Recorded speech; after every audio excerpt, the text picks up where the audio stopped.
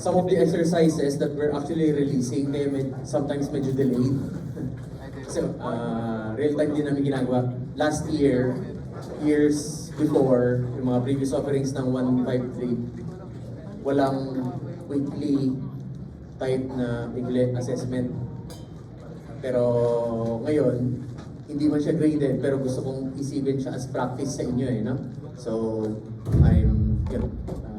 I'm trying to force to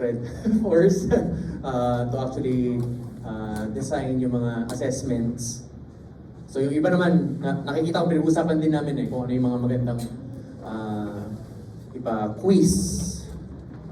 Then again, hindi naman siya talaga quiz, di ba? So parang online exercise lang siya. So yun din yung parang isang goal namin for 153, no? So since wala kayong parang based na assessment, pero gusto ko sana kompleto, no? Every week meron, no? So yeah, meron ding isang upcoming para sa week.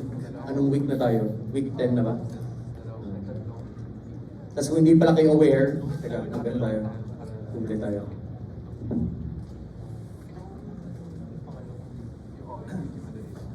Diba? Kompleto na by the way. Ay, nakita niyo ba kung ano, nakita niyo na ba yung huling nakita niyo na ba kung ano yung tsura ng ulo natin ngayon? Wow! Colorful! Tapos, guys, naka-hide lang yung iba. Pero hanggang F tayo. Wow! Aabot hanggang F Basta other class, aabot hanggang F. Di ba? Dapat yun yung weak numbers na. Okay? So, yeah. Check nyo lang to. So again, meron kaming mga exercises every week. For example, ito yung last week. Di ba? So, feel free to try it out. Actually, meron din ngayon. Naka-hide pa lang, di ba? Pero anyway, so nakapila na siya. Okay? So, guys, colorful. Okay. Alright. So, for today, tapusin lang natin yung last lecture. Yung part 2 ng VM. Actually, almost patapos na tayo nun Okay? Kinapos lang ng oras. Kasi basically, pinasadahan ulit natin yung part 1. Kasi yun yan, naglagay ako ng mga images hopefully to allow you to better appreciate kung ano yung tinutukoy ko whenever we're discussing virtual memory. Alright? So ngayon, so tapusin lang natin. I guess ito, humanap lang ako ng isang checkpoint, di ba? So yung isa sa mga diniscuss natin last meeting was the fact that, okay, page tables which allow you to perform your translation, address translation, from virtual, what the program sees, into physical, where in the actual memory it is actually located, di ba? So page table yung translation nun. So last meeting we said that the page table is actually in the main memory as well. Alright? So anong impact nun? Right? So because the page table has to be accessed first for it to know, for the program to know where in the actual memory it is actually located. So kailangan makuha niyo muna yung translation. So translation comes from the page table. So page table muna, tapos after getting yung translation, another access ulit, no? So access the main memory again, okay? Because the physical address na nakuha mo sa translation, physical address, ano sabihin nun? Address ng physical memory, yung main memory. Alright? So what does that mean? We have to access the main memory twice, right? So once for the page table and then another one for the actual data, all right? So tapos anong motivation? Sabi ko, okay, if we're trying to optimize, di ba? Yung main memory access, we already covered what the solution is, right? So 2 weeks, 3 weeks before, we already highlighted, okay, we can actually speed things up, alright? So with a smaller or faster memory. So in this case, we cache not only the data, which is what we covered back then, yung lecture 10, 11, 12, not only the data, but also cache the translation, alright? And basically, yung term sa cache for the page table, the cache for the translation is the TLB. So, translation localized buffer. Right? So, yun lang. And then ito yung parang isa sa mga sinabi natin na, okay, you have a cache for the translation and then you also have a different cache containing the data, the actual data. Alright?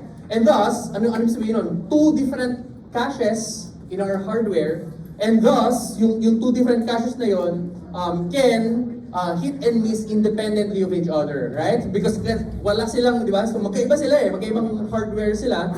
Alright, so basically yung behavior nila can also be different, right? Because yung itsura ng cache, kung ano man yung associativity niya, yung direct map pa siya, yung capacity niya, it's completely independent sa kung ano yung itsura ng TLB. Alright, and thus, consequently, magkaiba yung behavior nila. Pwedeng yung isa miss, yung isa hit, and so on. So, we covered different possibilities, okay, where the two caches are hitting and missing, okay, independently of each other. And then here's the memory hierarchy that we've already visualized back then. And then ito, again, dinaanan natin na kung hit-hit, diretso, ano na. So again, translate muna, no? So translate muna. Tapos after no translate, then you can get the actual physical address. Pero naka-cache din kasi yun Okay? So now you have to access the cache. Okay? So ito diretso lang, no? Kapag hit yun yung best case scenario. Alright? Ito naman cache miss. Pwede malamang yung translation mo valid sa TLB. Pero miss ka. O therefore, anong gagawin mo? Kailangan mo muna kunin sa main memory kasi nga wala ka sa cache. Diba? Alright, so kailangan mo muna kunin sa main memory before you can actually return it. So again, take note of yung blocks natin. Ha? So yung transfer from cache to the processor is by words lagi. Diba? Ano ba yung instructions yun? Load word, store word, diba? So laging yun yung word yung pinakamalaking data size, okay, whenever you're writing a program. Okay? Tapos, kapag cache naman yung pinag-uusapan mo, cache and main memory, yung pasa nila is yung block. So again, a block is a group of words. Okay? So, you usually transfer groups of words, di ba? Para sa spatial locality, if you can recall. Alright? So, yun lang. So, ito naman yung baliktad. So, TLB yung mag-miss. Pero sino ba yung TLB? Yung translation, di ba? So, pag tingin mo ng TLB, nag-miss ka, saan mo kukunin? Diba? So, tingnan mo yung main memory. Specifically, ano yung gusto mong kunin sa main memory? Yung translation. Okay? So, you're actually accessing the page table. You're getting a carbon copy of an entry in the page table. Yun yung ginagawa mo. Okay? But then again, the TLB will only contain the translation. Hindi ka patapos. Diba? So, ang kinash mo lang yung page table, yung translation, alright? So you have to, after that, access the actual memory again. Okay? Pero, nag-hit si cache. O, therefore, diretso na. Okay? So, may return din niya sa CPU. Okay? So, ito naman miss and miss. So, alam niyo na yung kwento, di ba? So, update the TLB from the page table, access the cache, nag-miss ka ulit. So, you have to load the block, okay, from the main memory to the cache. Okay? So, na-cover natin to, di ba? Pero we also have yung fifth hidden case. Hidden. Okay? So, fifth case, okay? Just because, basically, what we've covered is assuming na the main memory has it all. Di ba? So, lahat is nag-determinate sa main memory. Okay? However, the fifth case actually considers, okay, paano kung pagtingin mo sa main memory, wala rin dun. Di ba? So, that's where the secondary storage, also called yung disk, di ba? So that's where it will come to play. Alright? So case 5 is basically magmi-miss si TLB. Guys, may trick question ako. So ito yung case ng page fault, right? Pwede ba mangyari na TLB hit page fault? Think. Pwede ba yun? TLB hit, tapos page fault? Pwede? No? Why no? Diba? Paano nag-hit si ano laman ng TLB? Translation, tama ba? Oh, anong ibig sabihin kapag nag-page fault ka? Walang valid translation, tama ba? Huy, di ba? Okay? So pag nag-page fault ka, walang valid translation within the main memory itself, tama ba? Okay? So it's actually pointing to the disk. Yun yung sabi ng page fault Alright? So, yung main memory miss, if you can recall. Tama? Okay? So, imposible. Okay? Imposible na mag-hit si TLB kung nag-page fault. Saan niya nakuha yun? Paano siya magically nag-hit? Saan niya nakuha yung translation? Okay, kasi nga, di ba, carbon copy lang siya ng translation eh. Ibig sabihin, kung nag-hit ito, ibig sabihin merong valid translation doon. Eh, page fault nga eh. Di ba? Okay, so imposible yun. Alright? So the only, di ba? So TLB miss. Di ba? So that TLB miss before leading into a page fault. Okay? So again, so alam niyo na to, di ba? So parang TLB, nag-miss ka, tinignan mo main memory. Patingin mo kay main memory, nag-miss ka din, di ba? Okay, so parang nag-miss sa main memory. Wala siyang valid translation. Okay? So yung sabi niya, wait lang, yung data na gusto mo, nasa disk. Di ba? So that's why, meron siyang mag-send siya ng parang exception. Basically parang warning sa CPU. Hindi mo warning, parang interrupt or something. Notice, di ba? Huy, wait lang. Yung gusto mong data, it will take some time for me to get it. Okay, because it will be fetched from the disk. Okay, and medyo mabagal yung disk. Okay, so it will take some time. So parang kaya meron siyang warning or parang message going into the processor. Okay, para basic gets niyo yung idea nun? Kasi pag sinabi mo na wait lang, it will take some time. Basically, it's the main memory telling the processor, don't wait for me. Okay? Do something else instead. Okay? So that's where papasok yung kung meron kang other process, pwedeng ang ginagawa ni processor is yung another process, something like that. Diba? So kasi nga matagal, it will take thousands of cycles for you to get the data that you need from the disk. Okay? So kaya sinasabihan niya ng exception, wait lang, okay, do something else while I am servicing, while I am getting the data that you need. Okay? So, yun lang. And then of course, ito na yung pagkuha ng page. So again, page is a group of blocks. Di ba? So again, as you go deeper into the hierarchy, okay, mas lumalaki yung data chunks mo. Okay? Basically, yung motivation din is spatial locality. Yes? Di ba? So, para yung transfer mo isang malaki. Isang malaki na composed of different blocks. Tama ba? Yun yung isang buong ito-transfer mo sa main memory. Okay? So para yung chances of having a page fault minimal din, di ba? So again, yung idea is spatial locality along the way. Alright? So yun lang. So a page, a larger chunk yun. Okay? Tapos once na nagawa mo na yun, then you can proceed with ito. So naka-underline na siya, no? Okay? So ano ba yung missing? Di ba? So after sending the page, okay, kailangan mag-update yung mapping. Okay? Hindi siya obvious sa drawing, right? Kailangan sabihin ko siya doon sa bullet point. Okay? So, hindi siya obvious. Kasi saan nangyayari yun? Nangyayari yun sa loob lang ng main memory. Okay? Nakita niya na, uy, may bagong page. Saan nakalagay yun? Anong page number yun? Okay? So, para malaman ko yung, again, remember yung animation ko, yung may drawing, may dialogue pa. Di ba? Okay? So, always think about it. Di ba? So, parang kailangan, bago siya bumalik kay TLB, di ba? Kailangan ang sabihin niya kung nasaan yung bagong mapping. Di ba? So kailangan yung mapping must be updated in the first place. Okay? So the page table must be updated. Alright? Para ma-point doon sa bagong data na kinuha mo. Okay? So, yun lang, update the page table. Tapos after that, eto ulit, di ba? So parang yung parang trick question kanina. Okay? Pwede bang mag-hit yung cache? No? Why no? Bakit? Bakit imposibleng mag-hit yung cache? Come on. Okay? Kasi kung nag-hit ka, ano ibig sabihin nun? Diba? Again, the smaller memory hitting means that it is on the higher level of hierarchy. Tama ba? Okay? So ibig sabihin, kung nag-hit siya, ibig sabihin, it was in the main memory, but no! Okay? It wasn't there in the first place. Tama ba? Kaya kang page fault eh.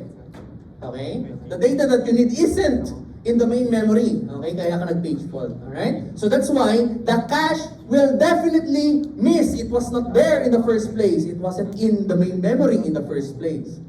Alright? So the cache will definitely miss, and thus tutuloy-tuloy yun. Yung chain reaction just like yung other cases. Okay? So, yun lang. Nasundan pa yung kwento? Nasundan pa yung kwento. Ito medyo madali nang mag-gets kasi parang high-level kwento na lang siya. Alright? Pero yeah, hopefully every step along the way, na-imagine nyo kung ano yung nangyayari. Okay? So, yun lang. Tapos ito, I think this is how we ended yung lecture back then, last meeting. So basically, this is your typical 5-stage pipeline, di ba? Okay, pero putting in real, di ba, memories. Okay, wherein, okay, dati, after nung PC, ano yun? Instant meme. Okay, pero now, with yung new knowledge natin, okay, hindi lang siya instant mem. You're not even communicating with the memory right away, di ba? So you're actually communicating with yung cache. Pero para makausap mo si cache, kailangan mo pa ng translation. So may TLB ba? Okay, so ayan, so yan sila. Okay, so silang dalawa na doon. Tapos ito rin, of course, kung meron ka sa instruction side, meron ka din sa data side. Okay, so yun lang. Modern processors do have TLB for instruction and data, tapos meron din sila mga caches, di ba? Okay. So, yun lang. Page table walker. Official term yung walk. Page table walk. Yun basically yung process of finding where the translation is, tapos hanapin mo kung ano yung data, di ba? So, yun lang. Wala lang. Yun actually yung isang exercise doon sa yung for corresponding sa week na to. Okay? So, anyway, hintayin nyo na lang mag-up yun. Alright? So, magpe-page table walk kayo. Anyway, alright. Tapos ito, again, parang overall summary lang. Okay? Of course, everything starts with the TLB lookup. Diba? Kasi ang unang kailangan hanapin is yung translation. Okay? Tapos, of course, don't forget na meron ka rin mga protection checks. Diba? So, na-cover natin to 1 week ago. Okay, so, kasi nga, ito yung nag-focus ng side faults. Diba? Different programs must be isolated from each other. Okay? Kasi naalala niyo yung example ito, yung back account at yung video game, diba? So, they should be isolated. Okay? Because you don't want one program manipulating the data unknowingly. Okay? Nung isang critical part ng program din. Okay? So, kaya meron tayong mga right protections doon. Alright? So, yun lang. Tapos page table walk again, kapag nag-miss ka, di ba? So, ito yung paghanap ng actual translation. Okay? So, yun lang. Gets nyo na to, hopefully, di ba? So, straightforward. Okay, tapos ito, parang gusto ko lang pakita ng real life example, although naka-block diagram siya like this. Okay? So, so meron kang CPU, nandun yung mga registers mo and so on. And take note, I think yung kahon na to, kita nyo naka-box siya doon. Okay? Kahon na yan, parang sinasabi niya, one chip. Okay? Within a single chip, nakakita na ba kayo ng processor ng chip? Yun? Nakakita na ba kayo nito? Siyempre, yung key, di ba? Kung nagtuturo ko ng 153, dapat yung keychain ko, processor, di ba? Sus. Okay? So within one chip, inside this, meron siyang TLB, meron siyang cache, nandun na sa loob. Okay? So hindi sila separate entities. Okay? Typically, the cache and the TLB, at least yung first level, kasi technically maraming levels pero yung multiple levels nasa ano na yun, VA. Pasan nyo 153 tapos kunin nyo yun. Yun yung next elective ng advanced computer architecture. But anyway, alright? So typically they are fabricated, yun yung term, yung paggawa from silicon. Diba? Paggawa ng transistors. Okay? So they are usually fabricated on a single chip. Okay? Magkakasama yung TLB, tsaka yung cache, and so on. Okay? So, yun lang. Example lang naman. Tapos, sometimes, pwedeng separate chip yung L2. Again, cache has different levels. Ang kinover lang natin technically, one level lang. Enough na yun. Diba? Pero if you want to learn more, 197BA, yung pangalan ng elective. Masyado na ba akong nag-advertise? Okay, anyway, tapos ito, ano to? Sino to? Uy, sino to? RAM, that's your RAM stick. Di ba? Okay, so that is your RAM stick na. Okay? Tapos palabas na, basically ito virtual memory kasi basically nandito na yung mga hard drives nyo. Di ba? Okay, so hard drive, SSD, and so on. Alright? So, yun lang. Hopefully na-appreciate nyo with some numbers. Okay? I think mamaya magpapakita ko ng actual yung chip na draw picture. Okay? Pero anyway, before that, okay, isang very quick na ano lang, parang something to think about. Diba? So kung sa caches na problem, meron tayong yung common question, AMA. Diba? So parang given yung hit rate, what is the average memory access time. Okay? So straightforward yon, no? So parang alam niyo na yun, alam niyo na kung paano kino-compute yung amat. Hopefully naalala niyo ba? Okay? So ito, parang amat din. If you think about it. Okay? So parang amat lang din siya. Okay? However, ito, yung perspective niya is more on, included na yung virtual memory. Okay? Meaning, included yung translation, tsaka yung cache. Okay? Yung amat kasi basically cache lang eh. Okay? So ito, covers everything that we have covered so far. Okay? So, game. So, some numbers. Diba? So, kunwari, ang main memory access time is 200 nanoseconds. Okay? Page fault rate is 1%. Pero basically, kinlarify ko, no? Ano ibig sabihin ng 1%? Okay? 1% of the time, whenever you're looking at the page table, yung valid bit niya 0, which means it's a page fault. Tama? Okay? So, parang ganun lang. Kinlarify ko lang para gets nyo kung ano yung sabihin ng 1%. Okay? Tapos, meron din akong page fault penalty time. Basically, in a way, penalty time, ito yung access to disk. Tama? Kapag nag-page fault ka, anong gagawin mo? Kukopyahin mo yung data from the disk. Tama ba? Okay? So, yung amount of time to do the enter transaction, sabi niya, 10 milliseconds. Okay? So, just imagine the number range. Ang laki kaya. Diba? Ano yung nano? 10 to the negative 9. Tama ba? Tapos milli, 10 to the negative 3. You see, several orders of magnitude. Yung bagal. Diba? So, that's why kapag nagpe-page fault, wait lang, do something else kasi matagal to. Diba? So, tapos ito, kinlarify ko rin na yung 10 milliseconds, lump na yon, total delay na yon. Okay? So, mamaya makita niyo kung paano siya mag-play ng role dun sa calculation. Okay? First question, kaya niyo na ba sagutin? Access time without a page fault. Assuming na hindi nangyari yung page fault, what is your access time? Ha? 200, tapos, plus, 200 pa? Dalawang 200? Bakit dalawa? Oh, yan. Okay? Because, again, yung sinabi ko nga kanina, okay? By the way, as you can see, wala siyang mention ng cache, di ba? So parang right now, kunwari, hindi pa nag-exist yung cache.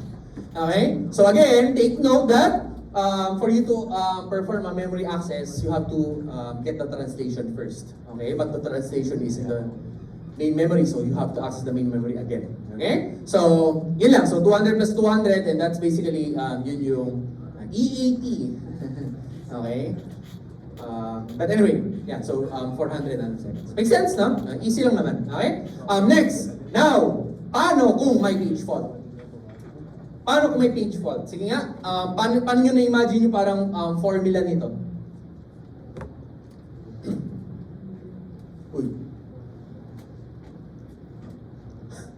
Ulo, tumahimik bigla. Oh, dito na papasok si parang amat formula type na, okay? So paano? Okay? 1% of the time, whenever you're looking at the page table, ay fault. Tama ba? Oh, ano na? Game, paano yung calculation nun? So parang 0.1% of the time,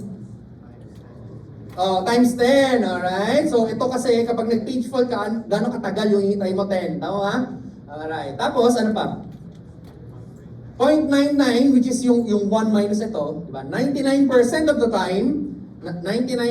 time, ano? Okay, yung 200 plus 200. Naalala pa? Tama ba? So parang 200 plus 200. Okay? So 99% of the time, okay, you are hitting sa main memory. Okay? Thus, you can get the translation and get the data. Okay, so kaya 200 plus 200. Okay? Pero 1% of the time, 10 milliseconds. Does that make sense? Okay lang? Okay? So, ito gusto ko lang i-clarify, no? Kita nyo ba? Kung amat type na formula siya, actually hindi mo na kailangan yun. Tama? Kasi parang no matter what, pero hindi, technically, yung term ko dito, para mas kasi nag-chain reaction ang haba ng numbers na kapag nag-add tayo. So parang ito sinabi ko na lang na yung 10 milliseconds lump na yun yung entire thing. Okay, so during yung page fault, that is the overall delay of everything that you're that is happening already. Okay, so that's why yung 200 plus 200, yun lang yung nangyayari kapag 99% of the time kapag wala kang page fault. Okay? So, yun lang. Again, pagdating sa exam or whatever, ika-clarify naman namin para ma-set up nyo ng tama yung equations. Okay? So, yun lang. Okay? So, hopefully, gets nyo to. Alright? Ano pa? Next. Ito na. Ito yung fun. Okay? Ito yung fun. Now, we insert the caches. Okay? So, again, we have two concepts of caches. One cache is the data cache, di ba? And the other is the translation cache, which is a TLB. Okay? So, sabi ko dito, both of them has a 90% hit rate and a 20 nanosecond access time. Okay? Each. Tama? Okay? Pero then again, their behavior is not synchronized. Tama ba? Okay, so they can hit or miss independently of each other. Tama ba?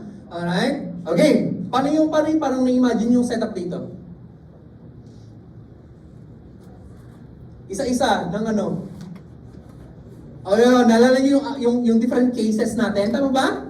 I-set up nyo na. I-set up nyo yung mga equations nun. Okay? So, I think the way this slide is presenting the result is parang una, alamin mo muna yung relative percentages nila. Tama? Tsaka mo i-multiply yung mga delays nila. Okay? So game, isa-isang case. Ano yung isang case? Hit. Pag hit, ano? 0.9% of the time, ito yung TLB, tapos 0.9 pagtingin mo kay cache. Tama ba? Ayan na. Tama, no? Ayan lang, that's it. Okay? Next, ano pa? Ano pa? Hit, miss. Paano yun? 0.9 pero 0.1, tama ba? Okay? Tapos yung isa, kumpletuhin kaya natin, ano? Okay? So yung isa baliktad, tama ba? Baliktad, yung ganyan. Tapos yung isa is miss, tama ba? Miss, ayan, alright? So actually, in a way, bago natin daanan yung page fault, you can already, sige nga, medyo i-advance pa natin ng konti. Ito yung relative percentages nila, tama ba? Okay? Pero we also have to multiply with yung equivalent delay for each case. Tama ba? Okay, so unahan na natin, okay? Ito, ano yung parang equivalent delay nito? Guys? Okay, this is actually 20 plus 20, yeah? Okay, because the access time of each of the cache is 20. Alright? So parang, lagay ko na lang, 20 plus 20. Alright? So next, paano yung sa baba?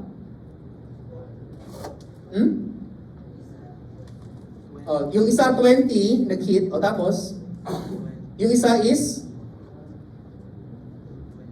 20 plus 200, tama ba?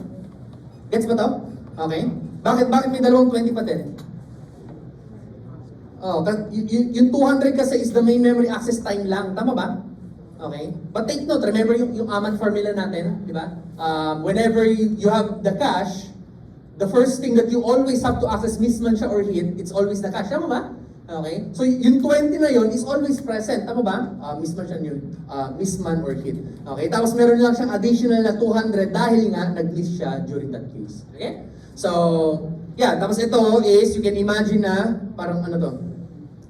Baliktad. Tama ba? Okay? So, yung TLB naman yung so TLB to. TLB muna, kasi ito yung cache. Okay? So, ganun lang. Okay, so ano to? Parang 20 plus 200 plus 20 kasi nag-hit yung cache. Okay? Tapos ito, paano to? 20 plus 200 plus 20 plus 200. Tama? Okay. Alright? So far so good. Okay, we've covered 4 of the cases. Okay? Pero yung main question is, okay, saan papasok yung page fault? Okay? Saan papasok si page fault? Ano ulit yung kwento ng page fault? Okay? Page fault is kapag tinignan mo yung page table, walang translation doon sa main memory, tama ba? Okay? Pero meron akong given doon sa taas, okay? Na yung page fault rate is 1%. Tingin nyo, saan ko kailangan i-factor in yung 1%? So far doon sa minumultiply natin, wala pa tayong 1% na factor dito, di ba? So tingin nyo, saan dapat pinapasok yung 1%? Di ba? Pag nag-TLB miss, okay? Pag nag-TLB miss, which is basically itong dalawang cases na totoo ba? Are you following this? Okay? Pag nag-TLB miss, ano gagawin mo? Pag nag-TLB miss, titignan mo yung main memory, tama ba? Yung page table sa main memory. Pag tingin mo doon, now, meron kang 1% chance. Are you following that? Yun na, okay? So again, look at yung definition ng 1% na yon, okay? Whenever you're looking into the main memory, okay, there's a 1% chance na pagtingin mo doon, walang valid translation, okay? It's a fault, okay? So ano ibig sabihin nun? These two expressions so far, ito yung in-assume natin, walang page fault, tama ba? Guys, are you following this? Okay? We are assuming na itong dalawang to, walang page fault, kaya we were able to calculate all the way. Tama ba? Okay. We're missing something. Ano pa? We're assuming na hindi siya page fault. Meaning, kailangan meron ka pang isa pang multiplier. Tama ba? Okay. This thing only happens 99% of the time. Are you following that? Okay. So that thing only happens 99% of the time. Are you following that? Tama?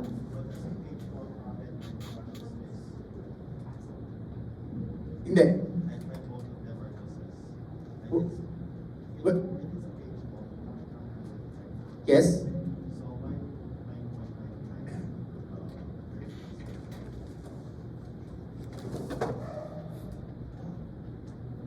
Teka, mamaya isipin ko. Wait lang. Tuloy ko muna yung flow. Okay? Check ko nga yung answer key. Tama, di ba? Tama. Tama, nandun pa rin. Nakita yung isulat ko. Ayun yung dalawa. Tapos yung isa is kapag TLB, nandun pa rin. Okay. Mamaya, balikan kita. Okay? Pero teka, tanggalin natin yung ano. Okay? So now, yung isa pa is, ano pa? Pag nag-TLB miss ka, ito yung case 5 natin. Pag nag-TLB miss ka, anong kwento? Okay? 1% of the time, page fault. Right? Okay? So now, in that case, yung multiplier mo naman doon is ano? 10. Okay? So again, itong 10 milliseconds, wala ka nang kailangang i-add pa. Okay? Kasi according nga doon sa explanation ko kanina. Okay? So nakalump na siya doon. Okay? So, yun lang. And then now, we can go doon sa answer key na pinakita ko. Kaso nga lang medyo madumi. Ayan na. Yan. Okay? So, buburahin ko ba yung sinulat ko? Dapat pala, next slide ko na lang, para hindi malinis. Okay, but anyway, may gusto akong ipakita. Sige na, magbubura ako dito. Okay. Alright? So may gusto akong i-highlight. Ito yung mga multipliers, tama ba? Yung sum dapat nila is 100%. Dapat, no? Okay? So, yeah. Yun na. Hindi nga lang yata naka-align doon sa original na sinulat. Sige na, pray ko na. Ayan na, para makita nyo yun. Para hindi madumi. Yeah. Okay? So, yun lang. And then, multiply everything. Balikan ka na lang kita mamaya. Okay? So, and then multiply everything, we have yung effective access time. Make sense? So far, so good? Okay, so, at least when the whoever wrote the solution, yun yung nasa isip niya. Okay? So, balikan na kita mamaya.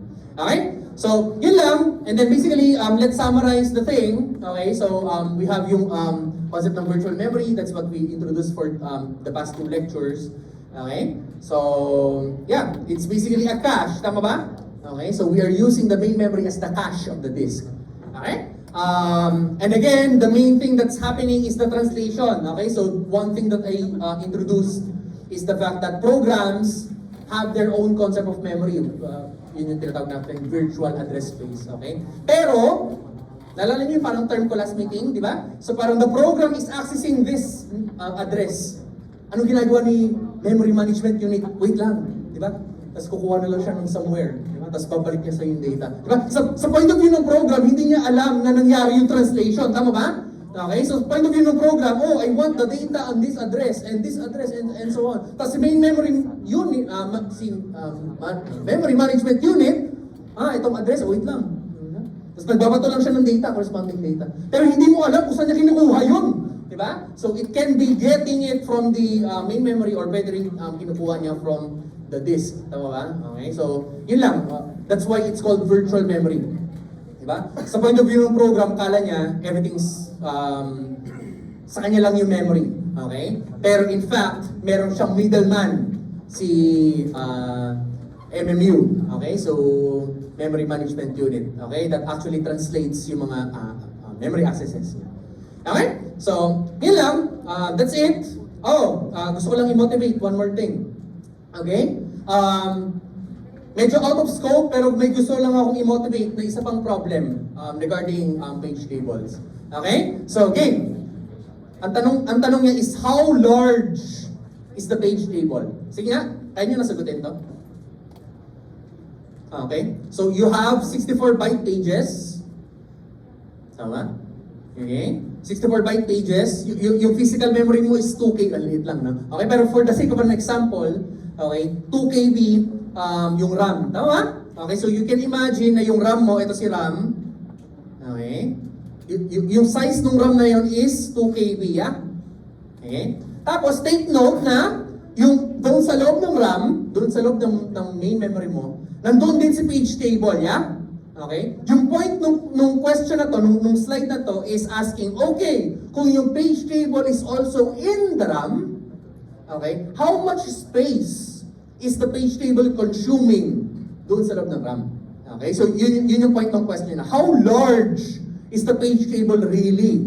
Okay, sa point of view nung physical memory. Okay? So parang meron tayong page table dito, hindi ko alam yung size, di ba? So ito si page table, PT, no? So hindi mo alam kung gaano siya kalaki, di ba?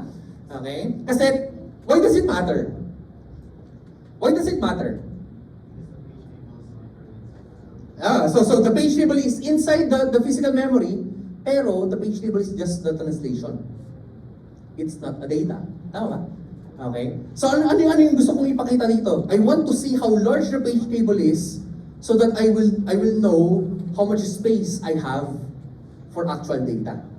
Okay? So yun yung motivation. Okay? So again, gaano kalaki si page table? Alright? So ano ulit yung nagde-define ng page table size natin? Naalala niyo ba yun? Okay? So kung ito si page table, PT, tama ba?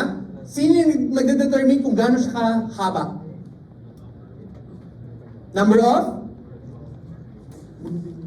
virtual page numbers. Actually, that's correct. Okay? Yung term ko sa slide was the page table is being indexed by the VPN. Which is basically the same thing nung sinabi niya, di ba? So, kung ilan man yung possible values ng VPN mo. Tama ba? Okay. So, ilan? Okay, so given the numbers that I have right now, ilan nga? Sige, saan kayo titingin? Saan kayo nakatingin niya right now? Sa kayo nakatingin. Provided na, sinong number dyan?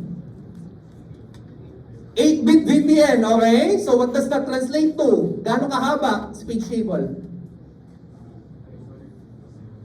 Okay, 256, which is basically coming from 2 raised to 8. Does that make sense? Uy, nasundan ba? Gets ba yung relationship kung saan nahugot yun? Tama ba? Okay, so again, it was presented back then that the page table is indexed by the VPN. Meaning, di ba? So parang VPN 0 corresponds to the very first line. VPN 1 is the next line, and so on. Alright? And thus, kailangan niya ma-cover lahat ng entire VPN bits. Okay? So thus, yung hanapin mo dito sa numbers na to is gano'n pa kahaba yung VPN mo in the first place, yung virtual page numbers mo. Ilang virtual pages meron ka? Does that make sense? Guys, gets ba? I-rephrase ko pa ng konti. Ilang virtual pages yung meron ka, yun yung kailangan ko malaman. Kasi alam ko na each virtual page has a physical PPN translation. Tama ba? Kailangan may mapping each virtual page. Okay? And thus, the page table has to provide the mapping for all virtual pages. Gets niyo ba yun? English yun. Okay lang? Nagets niyo yung term na yun? Okay? So, kailangan makover mo lahat ng virtual pages mo. Ilan ba ang virtual pages mo? 2 raised to 8. Okay? Because yung virtual page number mo is 8 bits. Na-connect ba yun? Okay? Okay, so hopefully na-get nyo yung statement na yan. Okay, so what we have calculated is just the length, yung haba ng page table. Okay, pero ano ba yung missing question? For me to know the actual area, di ba? Yung hindi ko pa alam kung gaano siya kataba, tama ba? Given din kung gaano siya kataba, nasan dyan? Ha? Asan? Louder. Uy! Saan? Ano? 64? Hindi. Yun. Tama ba? Ano yung PTE? Ano yung PTE? Ayun, nakasulat din doon. Page table entry. Tama ba? Okay. Alam mo kung gaano karaming entries ka. Yun yung 2:8. Tama ba? Okay. Yung taba nung page table, ang tawag doon sa isang guhit, yung laman, nung page table, ang tawag sa kanya entry. Di ba? English lang. Okay? So, kung yung laman ng page table is the page table entry. Tama ba? Okay? Tapos binigay niya dito na assume, let's say, na yung each page table entry is 4 bytes. Okay? So thus, we can say na yung taba niya is 4 bytes long. Tama? Okay? And thus, kompleto na yung length times width mo para calculate mo yung area. Gano'ng kalaki? Uy, ilan to? Ilan to? Uy, 2:8. Hindi nyo kabisado ang 2048 na laro. 256, okay? So 2:8 is 256 times 4 is? Okay, so 1024, yeah?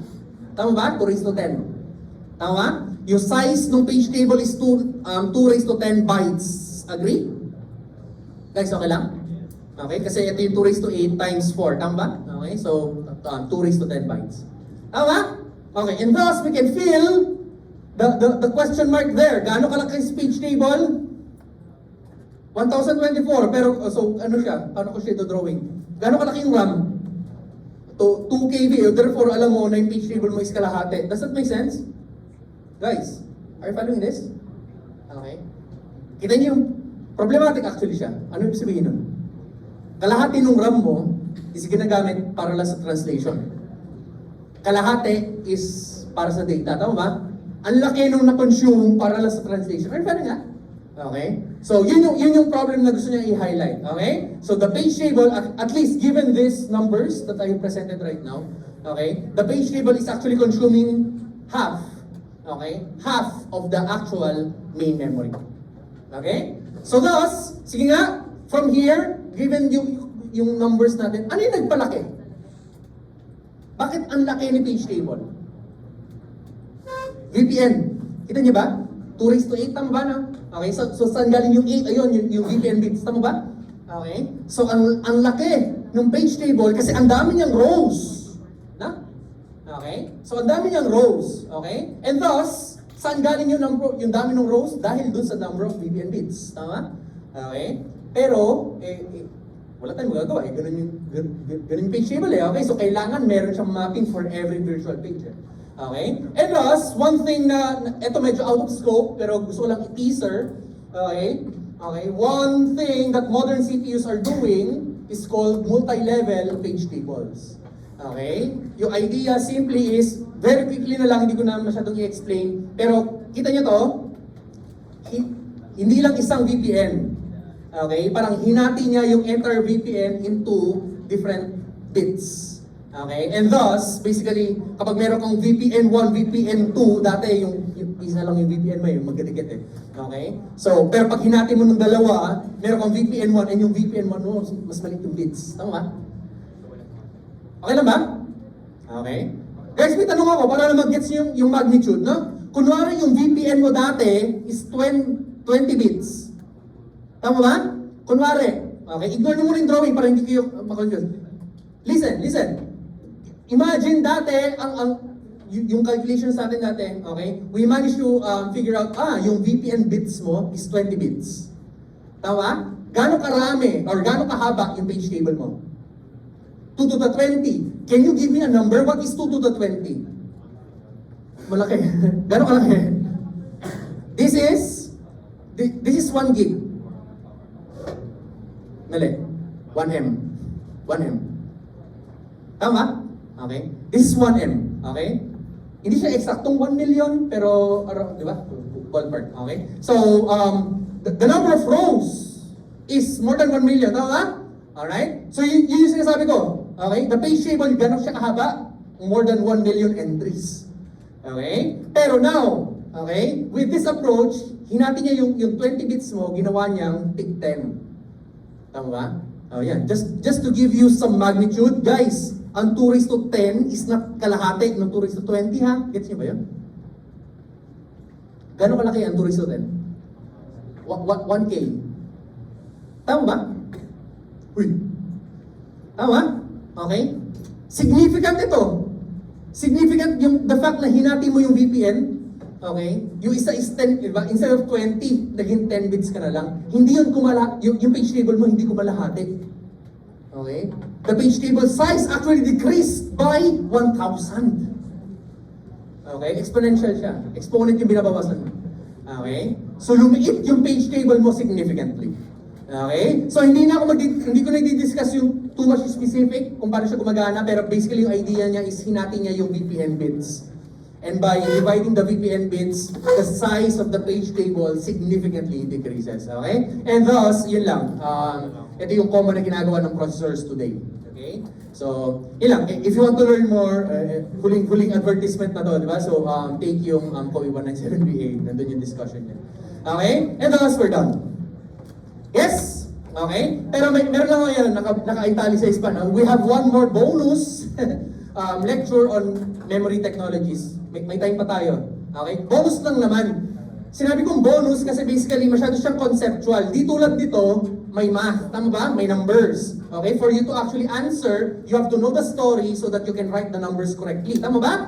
Ito yung lumalabas sa exam, di ba? Yung mga problem solving type thing. Okay? Pero meron lang akong isang extra lecture, isa lang naman. Okay? Pero ito yung parang, hindi, something na very conceptual, most likely hindi lalabas sa exam.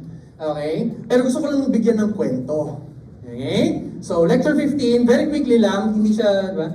Kwento, walang math, di ba? So, mainly kwento lang. Alright? Just to officially wrap up yung coverage natin about memories. Okay? So, na-cover na natin lahat ng mga math involved sa memories. That's it. So, caches and virtual memory. That's it. Okay? Pero ito lang yung parang magandang to cap it off. Okay? So, yung discussion of memory. Okay? So, again, ito, recap lang naman. Alam niyo na to. Okay? So, this is what virtual memory is all about. Tapos ito yung review natin kanina. So, we're good dito. Tapos ito rin, nasabi ko na to. Again, alam niyo naman yung other slide, di ba? Lagi may recap sa simula, di ba? So, alam niyo yun. Okay? So, tapos ito yung real life example na pinakita ko rin kanina. And then, uy! Yan. Okay? So, let's wrap this discussion off yung sa point of view of memory. Okay? By actually, di ba? In a way, describing how different memory elements are actually created. Okay? Very high level kwento. Okay? Pero gusto ko lang ma-appreciate nyo. Okay? Para lang mas na-imagine nyo, bakit ganito? Di ba? So parang registers, bakit ang bilis? Okay? So tapos yung caches mo, bakit mas mabagal ng konti, pero technically kaya mong mas malaki? Bakit? Bakit? Ano yung circuit representation? Okay? So thus, ito, parang bonus lang, very very high level kwento. Okay? Para lang ma-appreciate nyo, okay, how different memory cells are constructed. Okay? So isa-isayin natin. Register file, yung pinakatuktok, alam nyo na yan. Okay? So when we created the processor, di ba? So sabi ko na ang register file is one critical element of a processor. So, yun yung nilagyan natin sa data path, di ba? So I already presented this, di ba? So alam niyo na kung ano yung itsura ng register file, which is basically again, it's a collection of registers. Okay? Pero ano ba yung registers in the first place? Okay? So registers are basically flip-flops, di ba? So those are your basic memory elements. Covered sa 143. Yeah? Okay? So this image, okay, is one circuit level representation on how flip-flops are actually created. Okay? So, maraming variants actually. Okay? Maraming variants on how to construct a flip-flop. Okay? Pero yung gusto ko lang i-point out, again, hindi na natin i-cover kung paano talaga to nagiging flip-flop. Okay? Pero ang gusto kong i-point out is, okay, meron siyang mga feedback that's basically what allows the flip-flop to hold values. Diba? So yung feedback paths niya ron. Okay? Pero again, yung gusto kong point dito sa slide na to is, ayun, nakukulay red na. Okay? It takes around, okay, depende sa implementation, okay? So it takes around 20 transistors to actually create one flip-flop. Okay? So ano ibig sabihin nun? But guys, just to give you an idea, mahal magpagawa ng transistor, yung nakasilikon, yung kung ano yung loob nito, okay? Mahal yun. Okay? And thus, nakikita nyo kung ano yung translation na doon sa cost. Okay? So, ang daming transistors para makagawa ng isang 1 bit. 1 bit flip-flop. Okay? You need a lot of transistors just for 1 bit. Okay? And thus, di ba? So, ano yung kwento? Okay, expensive siya. Expensive. Pero, ano yung benefit? Mabilis. Bakit? Tignan mo kung paano siya ginawa. Di ba? Logic gates lang yun eh. Okay? Logic gates lang eh. Okay? So, ano ibig sabihin nun? Logic gates, very nanoseconds, picoseconds lang yung delay. It's very fast. Okay? So, pure logic delay lang siya. Okay? Pero, that's why it's fast. Okay? Pure logic delay lang. Pero, you need a lot of transistors just to implement 1 bit. Make sense to? Okay? And thus, ano yung parang target? Ano yung gusto natin? Can we implement a memory cell? Basically, one memory cell siya. Diba? So can we implement one memory cell using fewer transistors? Di ba? Okay, so kasi nga, if we want to create memory, gusto natin dense. I guess yun yung term na dense, di ba? Okay, so gusto mo maraming cells within a specific area. Okay? Para malaki yung ilagay mo, di ba? So para ma-utilize mo siya ng gusto. Okay? So now, again, yung goal is, can we implement a memory cell using fewer transistors? Okay? Tapos ano yung impact nun sa delay and so on. Alright? So now, punta tayo dun sa, ayun na, pababa tayo. Okay? So after nung registers, which is basically flip-flops, after nun is, we go into yung caches. Okay? Paano ba ini-implement yung caches in real life? Guys, technically you can create a very large array of registers. Mahal nga lang. Okay? Mahal siya, hindi siya efficient use of an area. Okay? Mahal siya. Okay? And thus, ito, okay? This is another implementation. Ang tawag naman sa kanya is SRAM. Ito na. Okay, kung narinig niyo na siya before. Okay? SRAM implementation, which is another variant on how you can implement a memory cell. Okay? So, babalikan natin tong image na to mamaya. Pero basically, this image just shows na yung kulay orange, hindi naman kayo colorblind, no? Maybe. Okay? So, yung orange doon, yun yung 1 bit na cell. 1 bit. Okay? And tapos yung pinapakita lang niya dito is, gumagawa siya ng parang 6-bit, okay, na array, na right now, how many elements yung array? 8. Tama? Okay? So, 8 by 6. So, parang meron siyang 8 different data, okay, wherein each data is 6 bits long. Does that make sense? Okay, so yun yung array niya. Okay, and thus, kung meron kang 8 na pagpipilian, gets ma? Ito yung 8 pagpipilian mo. Okay, so kung meron kang 8 pagpipilian, you need 3 bits to actually uniquely address. Diba? Okay, so parang pinakita ko lang kung paano yung array access niya. Okay, so balikan natin ito mamaya kasi may mga relevant blocks dito na magigets that will help you visualize kung paano siya gumagana. Okay? But, okay, ano ba yung itsura ng kulay orange? Diba? So, ano ba yung itsura nung cell na yon? Okay? SRAM looks like this. Okay? Hindi ako di-discuss ng transistors, guys. Don't worry. Digital boy ako. Hindi ko alam yung okay? Pero, okay, ano yung point? Okay? So, this is how you create an SRAM cell. The goal is, basically, you have inverters connected in feedback form. Ang tawag sa kanya is parang cross-coupled inverter. Okay? And, kumbaga nag-feedback lang sila, paikot-ikot lang yung data. That's how it is actually storing yung 0 or yung 1. Tama ba? Okay, so parang kung 0 to, yung output ng inverter dito is 1, tapos yung 1 inverted mo is 0. So umiikot lang lagi yung 1, 0 na yan. Tama ba? Okay? Tapos kung nag-flip naman, and then naka-hold yung value. Basically, that's how the memory aspect, okay, is being implemented using yung SRAM. Okay? So, pero ano yung benefit? Alam niyo kung ano yung tsura ng inverter sa logic gates? Sa transistors? Cover niyo na ba yun? Ano yun? Triple something. Saan yun? An inverter looks like, nag-transistor si sir! An inverter looks like that. Tama ba? NMOS. Tama ba? Ito yung output mo. Ito yung output mo. Ito yung input mo. Tama? Nakita niyo na ba to? Anong triple ito? Hindi ko alam. Wala akong alam sa ibang... Ang alam ko lang, 143, 153. 113. Lahat may 3. Okay? So, anyway, that's how you create an inverter. You need 2 transistors. Okay? And thus, to implement that cell, yung kulay orange, okay? So, to implement that cell, you need 2 inverters. So, 4 transistors. Tapos meron ka pang may 2 transistor sa gilid. Tama ba?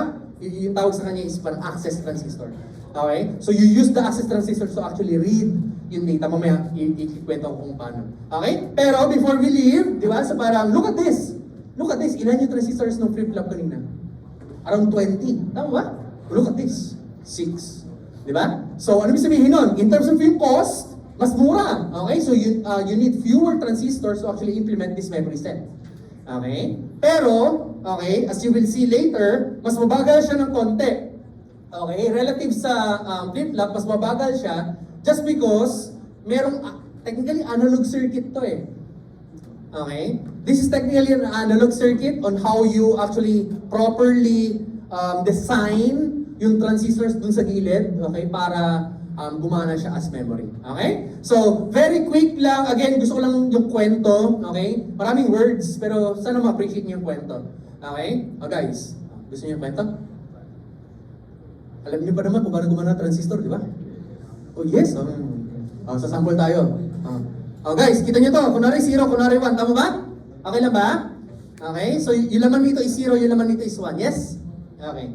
So now, pag this slide is discussing kung paano magbasa. Okay? So, kung magbabasa ka, basically yung idea niya is first, yung bit line na tong gilid na to, okay? Gawin mong, depende sa implementation, pero let's say, VDD over 2 kalahati. Tama? Okay? So, meron kang 1 to, let's say 1 volt para lagyan natin ng value. So, ito is 1 volt, yun nandun. Tapos ito is 0 volts. Yes? Okay. Tapos yung nandito sa gilid is 0.5. Does that make sense? Okay. Tapos yung basically yung idea is, i-on mo yung transistors, yung dalawang gilid. Okay? So, paano mo i-on? Lagyan mo lang ng voltage para mag-on siya dito. Yan, para mag-on itong switch na to. Tama ba? You can model the transistor as a switch. Does that make sense? Hindi na magpapakita ng equation. Mali ko ba? Diba? Okay? Pero yung alam ko, on and off lang eh. Okay? So now, once you turn on yung dalawang transistor sa gilid, ano yung mangyayari? Okay? You are trying to connect yung 1 volt doon sa 0.5. Tama? Tama? So basically, magkakaroon ng current flow, yeah? Okay? Which makes this, itong 0.5 na to, increase a little bit. Are you running na? Magta-try mag-equalize yung voltages. Tama ba? Okay? So kung 1 volt ito 0.5, once na-inon mo tong transistor na to, magta-try to equalize yung voltage. Tama ba? So aangat ng konti itong voltage na to. Yes? Na-imagine ba? Okay? Tapos consequently, dito naman sa other side, sa kanan, 0 volts ito, tapos inon mo tong sa baba, therefore ano mangyayari? Bababa siya ng konti. Tama ba? Okay? And now, anong kwento? Nag-swing ng a little bit, tama? Yung isa tumaas ng konti, yung isa bumaba ng konti. Okay? Basically, yung kwento is, meron kang, nasan yung, ito. Nakita nyo to? Okay? That is an amplifier. Wow! Okay? So, that amplifier, initially, 0.5 equal. Tama ba? Pero once na nag-swing a little bit, yung isa tumaas, yung isa bumaba, magka-clamp siya either 0 or 1. Ayun. That's how you read the data. Nasaan na ba? Okay? So, nag-swing lang ng konti, pin-recharge mo ng kalahati, VDD over 2. Tapos, nung inon mo yung transistor, umangat ng konti, bumaba ng konti yung kabila, di ba? So, yung slight deviation na yun yung i-amplify nitong itong amplifier sa baba. Okay? And that basically allows it to read properly yung 0 or 1. Okay? So yun lang, very high level kwento. Okay? So that's how you read. Okay? So that's how you read. Okay? Paano magbasa? Mali. Paano magsulat? Rather, okay? So read this basa. Okay? So paano naman magsulat? Now, mas tricky yung pagsulat. Okay? So, dito napapasok yung parang analog thing niya. Okay? So again, para magsulat, di ba? So kailangan i-charge mo to, itong dalawang guhit na to, into yung whatever yung desired value mo. Okay? So again, opposites dapat sila, tama ba? Opposites. So kung gusto mo magsulat ng 1, dapat yung kabila 0, tama ba? Okay? So opposite silang lagi. Okay? So now, i-preload mo, or pre-charge mo, yung dalawang lines na yon, yung isa VDD, yung isa ground. Okay? Tapos yung idea is, i-on mo ulit. I-on mo ulit yun. Step 2, i-on mo itong transistor dito sa gilid. Tama? Okay? And thus, yung idea naman ito is once na in-on mo yun, okay, dapat kung ano man yung voltage na nandun sa dalawang gilid, VDD to, no? VDD, tama ba? Once na nag-on itong transistor na to, kailangan ma-overpower niya. Kailangan ma-overpower niya itong dalawang, itong inverters na to. Okay? Kailangan ma-overpower niya para yung VDD mailagay niya doon sa loob ng cross-coupled na inverter. Okay? And that takes some design consideration. Okay? Kailangan ma-overpower niya basically itong inverter dito sa taas.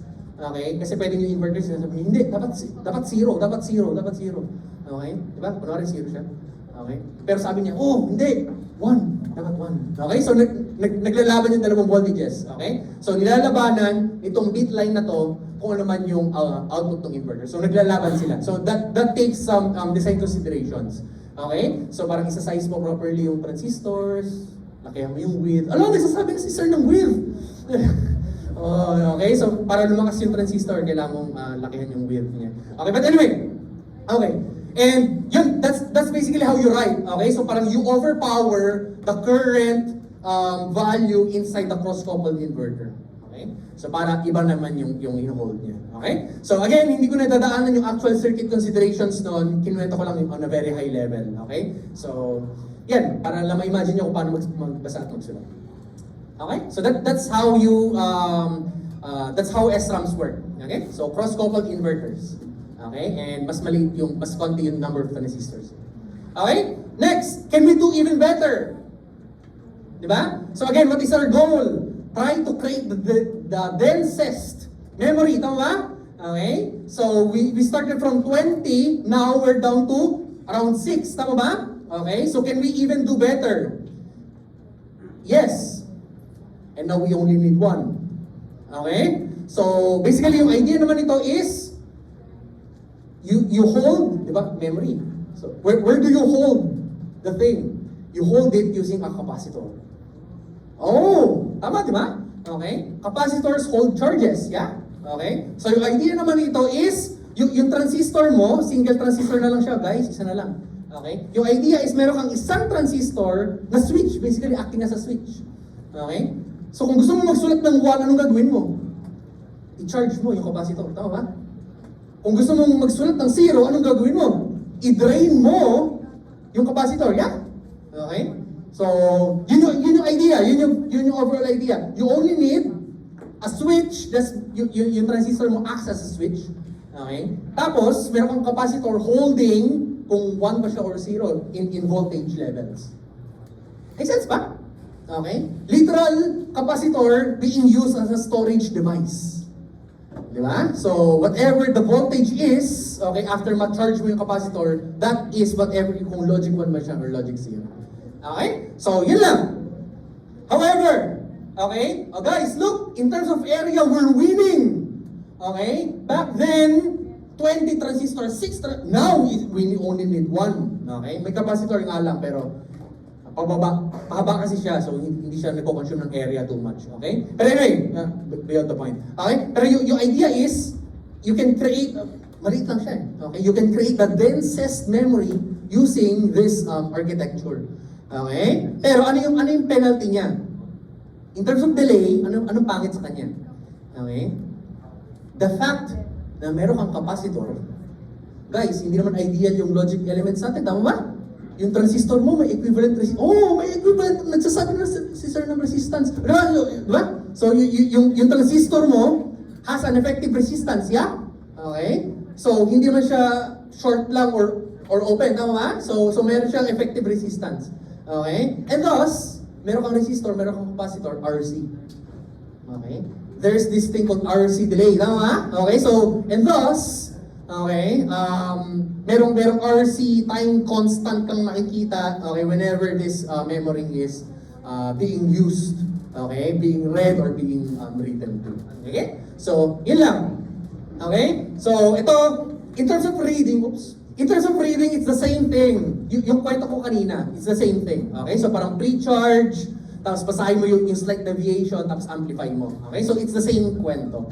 Okay? Pag writing, ay sus, napakadali. Diba? Yun nga, yung sabi ko kanina. Diba? Kung gusto mong mag-start ng 1, i-charge up mo yung capacitor. Diba? Okay? Kung gusto mong mag-start ng 0, i-drain mo yung capacitor. Easy. Okay? May isa pang problema. Okay?